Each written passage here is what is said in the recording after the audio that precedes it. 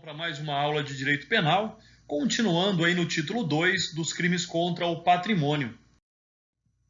Nessa aula de hoje, então, nós vamos falar inicialmente do artigo 158, que trata do crime de extorsão, né? Dê um pause aí, leia o artigo 158 e nós continuamos daqui a pouco. Lido então o artigo 158, inicialmente nós temos que compreender que o crime de extorsão ele é uma variante de um crime patrimonial. Por quê? Porque ele é muito semelhante ao roubo. E a principal diferença que existe entre o crime de extorsão e o crime de roubo é que no roubo a vítima tem uma participação passiva. Já no crime de extorsão, a vítima necessariamente tem uma participação ativa, ou seja, ela precisa praticar uma conduta contra a sua vontade, ela precisa tolerar que se faça algo contra a sua vontade, ou ela precisa deixar de fazer algo também contra a sua vontade. Então aqui, no crime de extorsão, existe logicamente aí uma consideração importante, né? Ele se distingue inicialmente do crime de roubo, porque lá a vítima não tem uma participação ativa e o bem, a coisa desejada, está ao alcance do criminoso. Aqui não. Aqui a coisa desejada pelo autor do fato típico não está ali ao seu alcance. Por isso que é necessário que a vítima tenha uma participação ativa, né? Seja fazendo algo ou deixando de se fazer algo ou tolerando que se faça algo para que o crime possa, então, inicialmente acontecer. Nessa condição, então, nós temos aí, por exemplo, aquilo que diz o Lage-Ross, cria uma espécie de estado de necessidade, em razão de que quando a ordem se cumpre, quer-se evitar um mal maior. Então a vítima, na verdade, ela acaba cumprindo, ela acaba fazendo algo para evitar que ela sofra ali, que ela tenha um dano maior, né, seja pela violência física ou assim por diante. Então, enquanto no roubo o agente atua sem a participação da vítima, na extorsão o ofendido colabora ativamente com o autor da infração penal. Na análise do núcleo do tipo, constranger, né, esse verbo significa tolher a liberdade, forçando alguém a fazer alguma coisa. É justamente a diferença do roubo, cujo núcleo é subtrair, demonstrando que o agente prescinde da colaboração da vítima, pois tem o bem a seu alcance. Então, de uma forma bem simples, no roubo, na verdade, ali o autor do fato típico não precisa que a vítima faça nada. Já no crime de extorsão é necessário que a vítima tenha uma conduta, que ela pratique uma ação, uma inação ou que ela haja com tolerância para que o crime possa então se configurar. É importante ainda nós comentarmos, por exemplo, a figura dos flanelinhas ou aqueles profissionais ali liberais individuais. Eu não posso logicamente chamar de profissionais individuais ou liberais, por quê? Porque existe um limite entre o que é lícito e o que é ilícito, né? Como regra geral, estes são indivíduos conhecidos por flanelinhas, são aqueles que, a pretexto de vigiar o carro de determinada pessoa ao estacionar em plena via pública, cobram por isso. No entanto, não é uma simples cobrança, em várias oportunidades, mas uma ameaça, velada ou expressa, de que poderão danificar o veículo caso não lhe seja pago determinada quantia, que geralmente é exorbitante. Em primeiro lugar, a cobrança é ilícita, porque o carro está na rua, ou seja, em local público, o que independe de qualquer pagamento como regra. Né? Então, na verdade, o que nós temos aqui, se existir essa condicionante, se existir esse medo, nós estaremos diante também de uma ilicitude. Então esse é um fato importante, né? Em segundo, nós temos que analisar que pagar certa quantia depende da vontade exclusiva do proprietário do automóvel, não podendo haver qualquer espécie de coerção.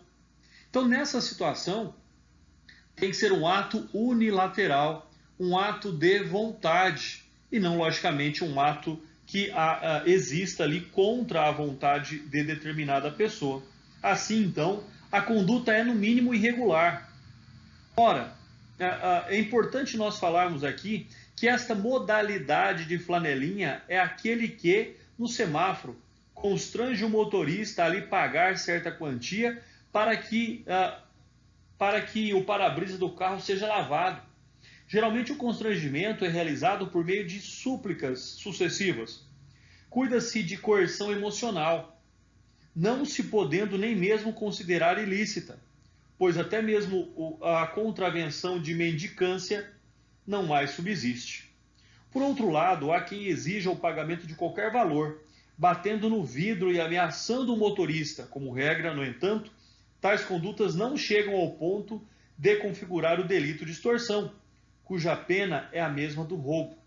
Contudo, não se pode destacar completamente a tipificação do artigo 158, pois o constrangimento pode ser efetivo e grave, com ameaça crível e virulenta, de modo a atemorizar a vítima, que a alternativa não vê a não ser pagar o valor demandado. Então, nesses casos, analisando logicamente o caso concreto, é possível que o flanelinha também pratique o crime do artigo 158. O sujeito passivo e o sujeito ativo deste crime podem ser qualquer um, né? Não exige aqui nenhuma circunstância especial para o sujeito ativo ou para o sujeito passivo deste crime.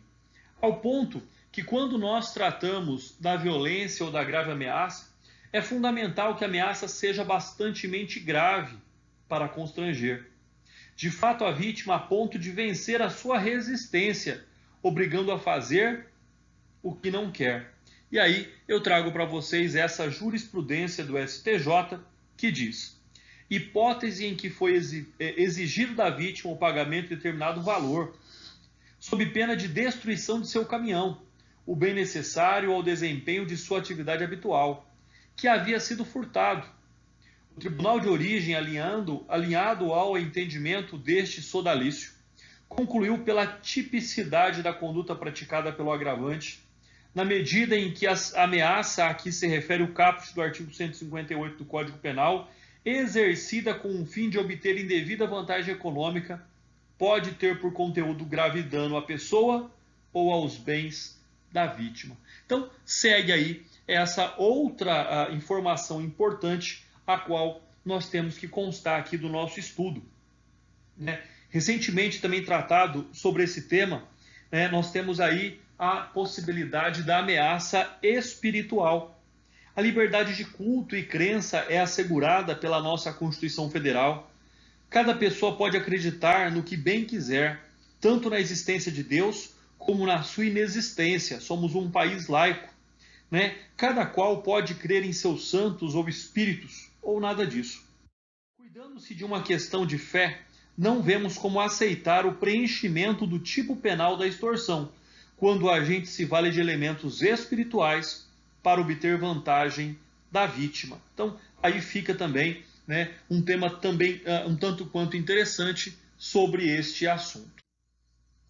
Quanto ao elemento subjetivo da conduta do crime de extorsão, logicamente, por tudo que eu disse até agora, só pode ser praticado a título de dolo, né? Nesse caso, então, inexiste a forma culposa na prática dessa conduta. Indevida vantagem econômica. É importante, então, nesse primeiro momento, para a configuração desse crime, que essa vantagem econômica não seja devida, ou seja, não seja aquilo que de fato o sujeito ativo teria a receber da vítima, né? Até porque, se determinadas razões dessa forma acontecerem, o que nós vamos verificar seria ali um delito, né? Ou qualquer outro delito a ser praticado, como, por exemplo, o exercício arbitrário das próprias razões, nos termos lá do artigo 345 do Código Penal. Então é importante aí que não seja uma vantagem econômica devida para a configuração desse crime, tá? Ela tem que ser indevida. Bom, quando nós falamos então da consumação deste crime, né, para ficar mais claro, eu cito ali o que diz, por exemplo, a súmula 96 do STJ. O crime de extorsão consuma-se independentemente da obtenção da vantagem indevida. Na jurisprudência, o STJ diz que não se consuma o crime de extorsão quando, apesar de ameaçada, a vítima não se submete à vontade do criminoso, fazendo, tolerando que se faça ou deixando de fazer algo contra a sua vontade. Então é importante aí dizer que para que o crime se consuma, é necessário que exista ali, naquela circunstância, o medo concretizado, a vontade desejada em ceder a essas ameaças ou a violência sofrida, né? Em que pese aí nós defendamos que se trata de um crime formal, né? Ou seja, aquele que não exige um resultado naturalístico para a sua configuração, há alguns aspectos a considerar no tocante ao momento consumativo, então, né? Ocorre que há fundamentalmente 3 estágios. O primeiro, o agente constrange a vítima, valendo-se de violência ou grave ameaça. Já o segundo, a vítima age por conta disso, fazendo, tolerando que se faça ou deixando de fazer alguma coisa. Enquanto no terceiro estágio, o agente obtém a vantagem econômica almejada e aqui, lembrando mais uma vez, ilícita. Então, é importante aí quanto à consumação que nós tenhamos esta concepção. Quanto às condutas da vítima, né, nós já vimos isso, já falamos sobre esse fato, elas estão ali centradas em fazer, tolerar que se faça ou deixar de fazer alguma coisa. Então, sempre estarão ali relacionadas a condutas dessa natureza. Já quanto aos objetos material e jurídico, o objeto material, na verdade, ele é a própria pessoa que sofre a violência ou a grave ameaça. E aqui o objeto jurídico, né, como não poderia ser outro, é o patrimônio da vítima. E, logicamente, já que nós falamos em ameaça e violência, o patrimônio, mas também a sua integridade física e a sua liberdade para fazer, deixar de fazer ou tolerar que alguém faça algo contra si, né? Temos aí, então, pessoal, a classificação do crime de extorsão, ou seja, trata-se de um crime comum, em que qualquer pessoa pode ser sujeito passivo ou ativo dele.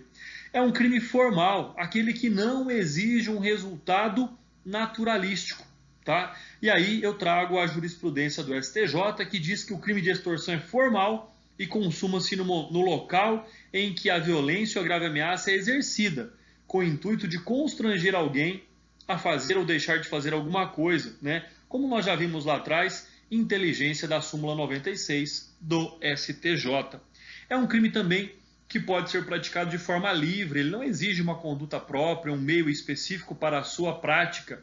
É um crime comissivo, em que tenha que haver uma conduta ativa do indivíduo, mas também, nos termos do artigo 13, parágrafo 2º do Código Penal, é possível que ele seja praticado na modalidade comissiva por omissão, né? Se ele é um crime formal, então, por certo, ele também é um crime instantâneo de dano, porque deve haver a potencialidade lesiva, deve haver a capacidade de diminuição do patrimônio do indivíduo, bem como do ferimento à sua integridade física.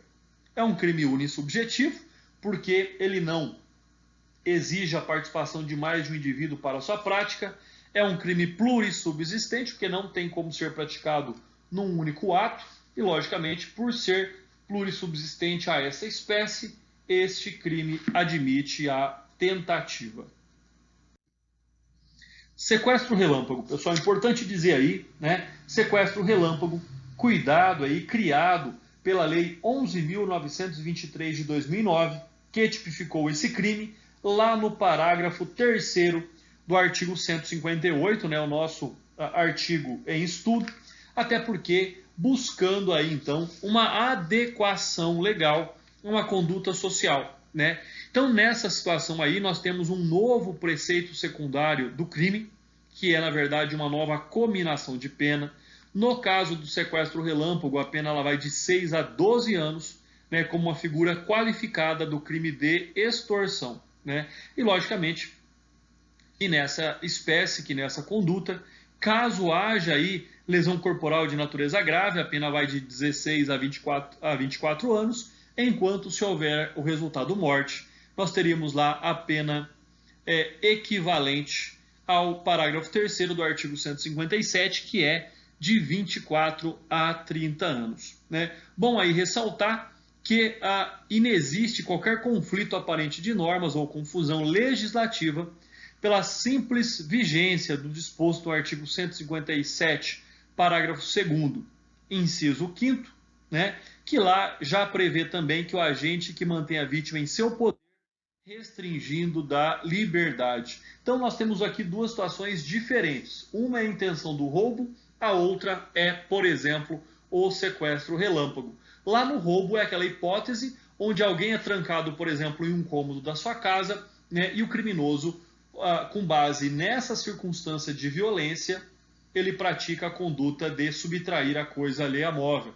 Já na extorsão, né, aqui em que se aplica o sequestro relâmpago, é o contrário. A pessoa ela é privada da sua liberdade, mas obrigada a praticar uma conduta ativa para que possa obter o êxito na prática criminosa.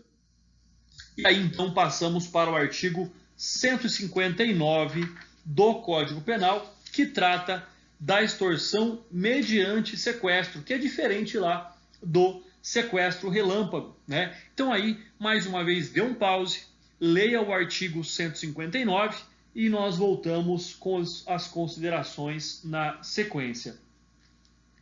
Na sequência, então, nós temos que a análise do núcleo do tipo deste crime é sequestrar. E aqui sequestrar significa tirar a liberdade de alguém, isolar essa pessoa, retê-la do seu convívio social, e aí então tal fato constitui o crime autônomo, que seria lá do artigo 148.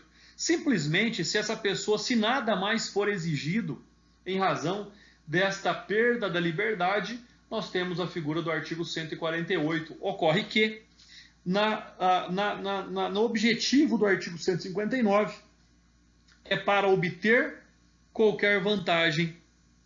Então aqui, na verdade, a intenção não é só tirar a liberdade da pessoa, é tirar a liberdade com o intuito, né, de uma finalidade específica, que é uma vantagem patrimonial. Né? E aí, então, torna-se uma modalidade de extorsão. Então isso é um fato aí importante. Quanto ao sujeito ativo e passivo desse crime, a lei também não exige nenhuma característica especial, a lei não exige nenhuma condição própria para que esse crime seja praticado, né? Ou seja, é um crime comum, é um crime em que qualquer pessoa pode praticar aí qualquer conduta nesse sentido. Então esse é um fato aí também de especial relevância. Já o elemento subjetivo da conduta, ou seja, a vontade do agente para a prática do crime, ela está ali diretamente relacionada com o dolo, ou seja, vontade livre e consciente, né, da prática da conduta. Né? Então é importante aqui que nós tenhamos isso em mente, ou seja, não existe crime culposo relacionado ao artigo 159. Com relação à sua consumação, pune-se a mera atividade de sequestrar a pessoa, porque é um crime formal também. E aí eu trago aqui para a nossa análise a jurisprudência do STJ, que diz: cuidando-se de um crime formal, sequestrada a vítima e exigido o resgate, ocorre a consumação, ainda que não se tenha conseguido a vantagem econômica almejada. Então segue aí, como eu já havia dito lá atrás, também os mesmos preceitos, a mesma orientação da súmula 96 do STJ. E aí você vai me questionar, bom, então a pessoa já foi sequestrada e o resgate já foi pedido, o crime está configurado? Exatamente. Se a pessoa só foi sequestrada e não há pedido de resgate, nós temos ali o crime do cárcere privado. Se há um pedido de resgate, extorsão mediante sequestro.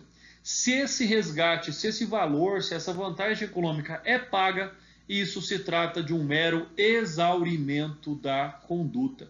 Tá? Não aqui não poderá modificar o crime de nenhuma forma. O que logicamente poderá aqui acontecer é o aspecto da dosimetria da pena. Né? O pagamento do resgate pode ter um fator aí, pode ser um fator que vai influenciar na dosimetria da pena. Com relação à vantagem, da mesma forma da posição majoritária da doutrina, é que essa vantagem tem que ser indevida. É necessário que ela seja indevida.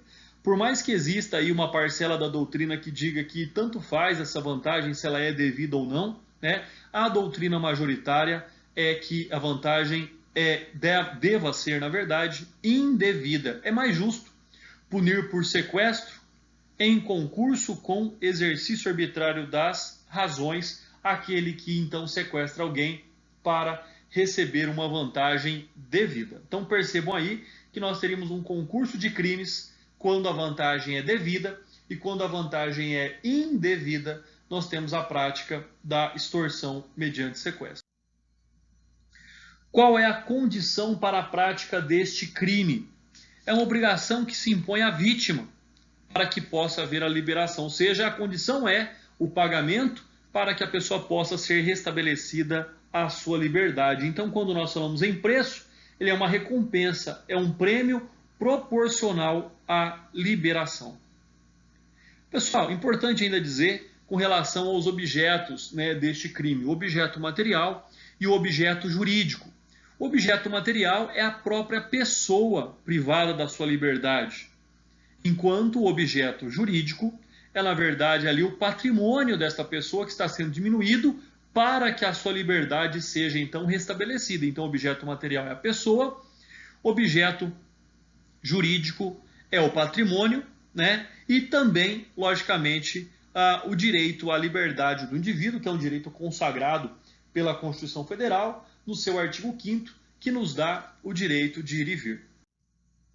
Quando nós buscamos a classificação desse crime, então, é importante aí também que nós tenhamos em mente que este é um crime comum, formal, porque ele não exige um resultado naturalístico, né? A partir do momento em que eu disse que se é um crime contra o patrimônio, necessariamente não deve haver ou não necessita haver uma diminuição do patrimônio da vítima.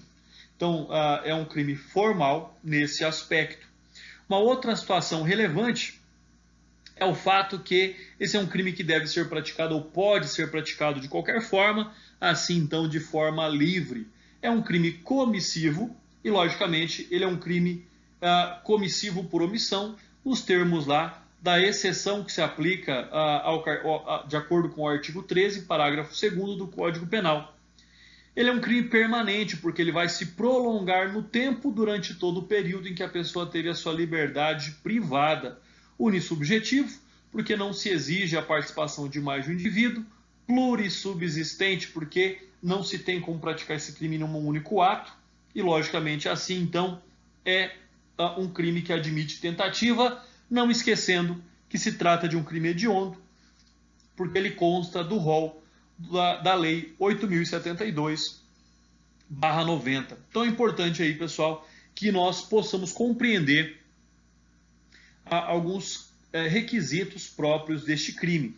E ele também pode ser um crime qualificado com relação ao seu resultado, tendo em vista que, caso a vítima sofra lesão corporal de natureza grave ou morte, nós temos lá, como nós já vimos agora há pouco, um novo preceito secundário do crime, o que significa dizer que a pena ela é então qualificada em razão deste fato, né? E se a duração dessa privação da liberdade for superior a 24 horas? Nesse aspecto, então, o do delito também se torna qualificado, tendo em vista o maior período gerado para o ofendido, inclusive a sua saúde, diante do estresse enfrentado. Então, uma outra qualificadora que nós temos, além do resultado direto sofrido pela vítima, é o tempo que essa vítima, então, fica sequestrada, né? Pelo mesmo prisma, isso também se aplica aos menores de 18 anos ou aos maiores de 60 anos, conforme aí também já, né, nos descreve a nossa legislação, né? Tanto pelo Estatuto da Criança e Adolescente, quanto pelo Estatuto do Idoso. Quando o crime é praticado por bando ou quadrilha, na verdade, aí o que nós temos, o que merece, na verdade, uma atenção especial, é a finalidade em que essa quadrilha é formada. Então, de acordo ali com a Lei 12.850 de 2013, né, que intitulou, na verdade, ali a associação criminosa, desse modo, é necessário a prova de que 3 ou mais pessoas se associaram com a finalidade específica de cometer crimes. Não se trata, neste caso, de uma mera associação eventual, pois, se assim fosse, deveria o legislador ter feito constar apenas o concurso de mais pessoas. Então, nessa hipótese, o crime de associação criminosa, lá previsto no artigo 288 do Código Penal, resta como absorvido pela figura qualificada da extorsão mediante sequestro. Fica aí, então, mais essa consideração sobre esta prática criminosa. O fato que dá margem ao resultado qualificador. Entende-se, portanto, então, que o sequestro, pois o núcleo do tipo é sequestrar pessoa, sendo este fato principal. A meta a ser atingida, obtenção do resgate, não é nem exigível para a consumação do delito. Nota-se ainda o parágrafo 1º que o legislador continuou a falar do sequestro, prevendo questões pertinentes ao prazo de duração, à idade da vítima e à autoria.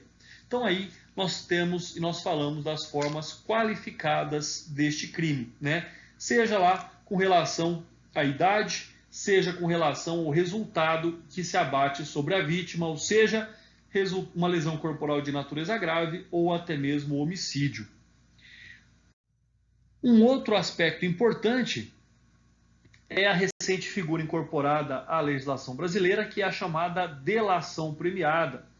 A delação premiada, na verdade, ela foi instituída lá pela Lei 8.072/90, não é tão nova, mas ela veio à tona aí de uma forma mais intensa recentemente, por aquilo que o nosso país viveu em razão dos crimes de corrupção.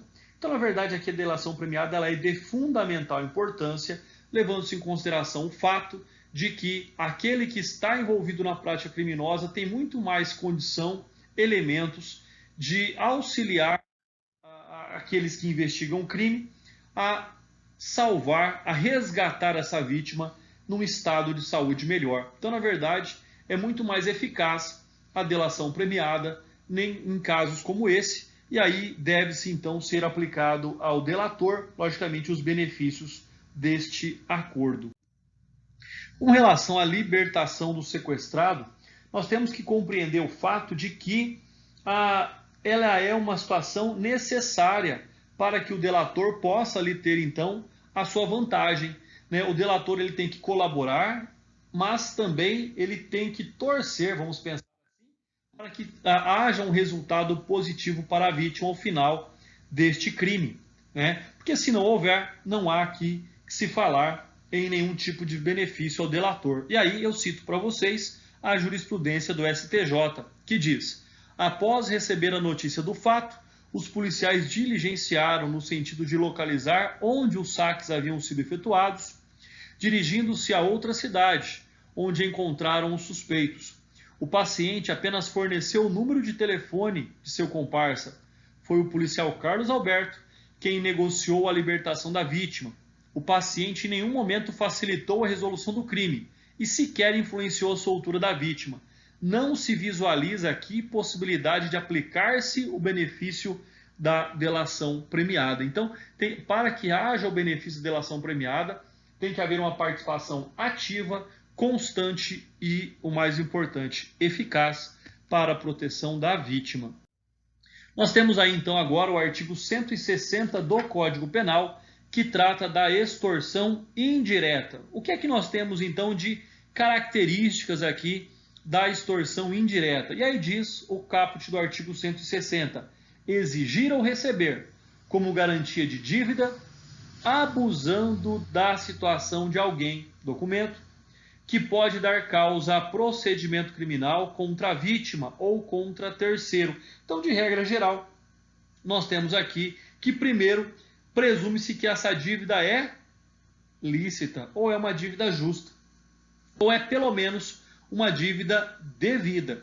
Agora, o meio e o modo que se utiliza para a prática desse crime, então a isso é que torna o fato ilícito. A pena é de reclusão de 1 a 3 anos e multa. Quando nós vamos analisar o núcleo desse tipo penal, ele lá está exigir, que significa, então, ordenar ou reclamar, ou receber, quer dizer aceitar ou acolher. Portanto, a extorsão indireta ocorre quando o agente ordena ou aceita como garantia de uma dívida, abusando da vítima, um documento passível de gerar um procedimento criminal contra alguém. Então, pessoal, o que nós temos aqui não é aquela aplicação de que ladrão que rouba ladrão tem 100 anos de perdão. Nós não vamos aqui fazer essa analogia, tá bom? Se bem que são duas pessoas que podem estar envolvidas aí em procedimentos, em práticas de ilícitos, já que esse é o argumento utilizado para a prática do crime de extorsão. Quando nós falamos então em garantia de dívida, a dívida existente entre o autor e a vítima pode ser resultante de um contrato, de um título extrajudicial ou de qualquer outra forma de obrigação. E é possível que a dívida, conforme seja ela constituída, seja também ilícita, o que decorre de um empréstimo de juros exorbitantes, né, dívidas do tráfico de drogas e assim por diante. Então, é importante aí saber que existe uma dívida e que nem toda dívida, aqui no caso em estudo, é uma dívida lícita. O elemento normativo do tipo, né, que é abusar, significa então exagerar, usando de um modo inconveniente de alguma coisa, né? Então, ou seja, no caso presente indica claramente que o credor, aproveitando-se de uma situação devedor, de que sempre é inferioridade pelo simples fato de dever, exige ou recebe algo indevido. O documento que proporciona o procedimento criminal nesse aspecto, né, nos termos do Código de Processo Penal, diz: é qualquer escrito, instrumento ou papéis, públicos ou particulares, conforme o conceito de documento, nos termos do artigo 232 do Código de Processo Penal. Um outro fato relevante é que tem que haver potencialidade lesiva. Ou seja, a pessoa que deve e que está sendo aqui então extorquido tem que ter medo. Essa ameaça que se propõe, né, da exigência ou do recebimento de algo como garantia de dívida, ela tem que ter ali uma capacidade, uma potencialidade lesiva. Quanto ao sujeito ativo e passivo, o ativo é logicamente sempre o credor da dívida, enquanto o sujeito passivo é o devedor, que entrega o documento ao agente ou à terceira pessoa que pode ser prejudicada pela apresentação do documento à autoridade. Então percebam-se que essa garantia que é dada para o recebimento de uma dívida posterior é onde o crime acaba ali então acontecendo. Quanto ao objeto material, é o próprio documento que sofre a conduta criminosa. Quanto ao objeto jurídico, é o patrimônio, né? E, logicamente, a liberdade da vítima, que é obrigada a entregar algo contra, logicamente, aí a sua vontade. Por fim, então, terminando os nossos estudos, vamos para a classificação do crime de extorsão indireta, ali presente no artigo 160 do Código Penal, que diz: é um crime próprio, é um crime formal, de forma vinculada, porque ele está ali diretamente relacionado ao documento, comissivo, e admite-se, por exceção, a aplicação do artigo 13, parágrafo 2º, onde ele seria praticado na forma comissiva por omissão. É um crime instantâneo com o simples ato da exigência ou do recebimento. Unissubjetivo porque não exige a prática de mais, a colaboração de mais de uma pessoa para a prática do crime, né? Lembrando aí também que não impede a aplicação do artigo 29 do Código Penal. É um crime plurissubsistente, admite tentativa. Então, é importante aí que nós possamos compreender o fato das características do crime de extorsão indireta. E aí, pessoal, foi mais uma aula de Direito Penal. Espero que tenham gostado, espero que a nossa aula possa colaborar com o estudo de cada um de vocês. Um forte abraço, até a nossa próxima aula, né? Fiquem com Deus.